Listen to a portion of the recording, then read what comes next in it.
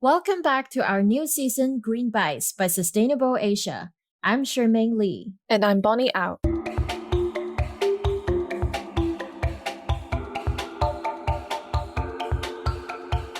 The new season Greenbites is a weekly show that delivers our handpicked news roundup on green stories in Asia that you should know about.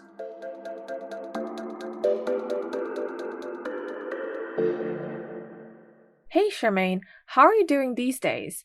Hong Kong is still in the midst of a fourth wave of COVID infections, so looks like we'll have to keep our face masks on for quite some time. Yeah, I actually think I'm getting used to this, and it's already become part of my daily life. But you know what? Every time I put a new mask on, I would always wonder where it's gonna end up. So personally, I have switched to a reusable mask for quite some time now. An online survey from a local NGO called Greenbites Action found that Hong Kong people used at least 2 billion disposable masks within last year alone. I'm just worried if they're recycled properly. Yeah, I have the exact same concern. The other day, I came across a study by a Hong Kong-based marine conservation organization called Ocean Asia. The study said that these masks can take as long as up to 450 years to break down, and they will slowly turn into microplastics that can negatively affect marine wildlife and ecosystems. Wow, 2 billion masks for 450 years. That's a scary amount. There's already around 8 million tons of plastic entering our oceans every year, and this definitely is rubbing salt in the wound. Does the report tell us what we should do? Yes, so first of all, they suggested that we should wear reusable masks whenever possible. And there's actually quite a few innovative mask materials that you might have never thought about. A Filipino fiber company said that abaca fiber, which comes from a relative of the banana tree family, is as durable as polyester but will decompose within 2 months. There are also other natural materials like bamboo fabric, coffee yarn, and even hemp, which can provide as sustainable alternatives to the disposable mask deluge. That sounds really interesting. I would definitely try them out. Other than Hong Kong's mask crisis, in this episode, we are also covering Greater China's plastic issue, new green tech projects, and a cruel incident that might lead to a law change in India. Bonnie, have you realized the change in our single plastic use consumption? After people start working from home like us, they order food deliveries online a lot more than usual, which creates a lot of plastic packaging waste. The government set a target that by 2022, each Hong Konger should only produce about 0.8 kilogram municipal solid waste. Unfortunately, things are not looking up in terms of figures, as the per capita solid waste is still around 1.47 kilograms in 2019, which is nearly doubling the target for 2022. Adding fuel to the fire are the mountains of disposable masks, hygiene products, and all the takeaway packages. Edwin Lau, the founder of a local environmental organization called the Green Earth, also pointed out that China's waste ban and international restrictions on plastic waste will also pose new challenges to the city's recycling system. To be honest, I'm having doubts about reaching that ambitious goal by next year. We really need to change our consumer behavior and lifestyle drastically, don't we? Yeah, I totally agree.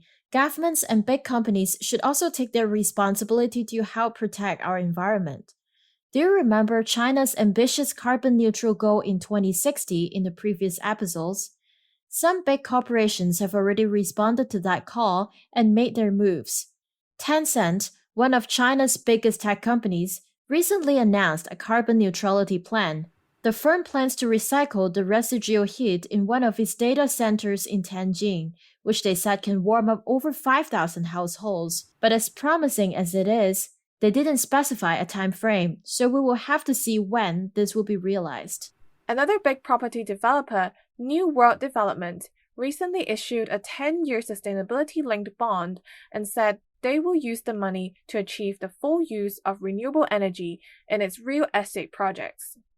As it expands in the Greater Bay Area, the company's chief executive Adrian Chang said its rental properties in 11 southern Chinese cities like Guangzhou and Macau all target to achieve 100% renewable energy by 2026. And beyond the tech and real estate sectors, other businesses are also taking initiatives to combat climate change. China's fossil fuel energy giant Sinopec is planning to launch a few green projects to help achieve carbon neutrality. They will produce a so-called green hydrogen by splitting it from water in a process called electrolysis, and might even convert the traditional gas stations into hybrid stations, combining hydrogen refueling and electric vehicles charging services. And aiming to achieve that goal, some companies even step out of China and make investments in Southeast Asia's renewable energy projects. Vietnam, Cambodia, and Myanmar have all seen wind and solar farms built by Chinese companies. Say Vietnam, for example, the solar farm built by PowerChina was the largest in Southeast Asia when it was completed in mid-2019. And moving on to Taiwan, have you heard that the warmer seawater is killing nearly 1/3 of the corals on the island? Warming waters due to climate change can cause corals to bleach, which means food-producing algae tissues in corals are forced out so it can lose its life and color. Experts say this process is like corals being cooked. That just sounds kind of cruel. So speaking of wildlife protection, are you aware of a viral video in which some young men violently beat up an endangered dolphin to death with an axe in India? The 3 young men in the video have been arrested. And now some Indian politicians are calling for a change in criminal laws, saying that the country should impose the same fine and punishment for hurting and killing animals as they have for human beings. So this is all we have for this week's Greenbites.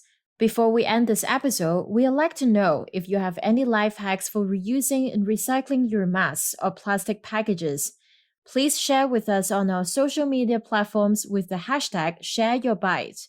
And we are still collecting interesting Green New Year resolutions, so don't be shy to share yours and tag your friends to do the same. Don't forget to subscribe to our podcast channels for more content and share our podcast with your friends and family. To find out more about us, visit our website sustainableasia.co and follow us on Twitter @sustainableasia or Facebook Sustainable Asia Co.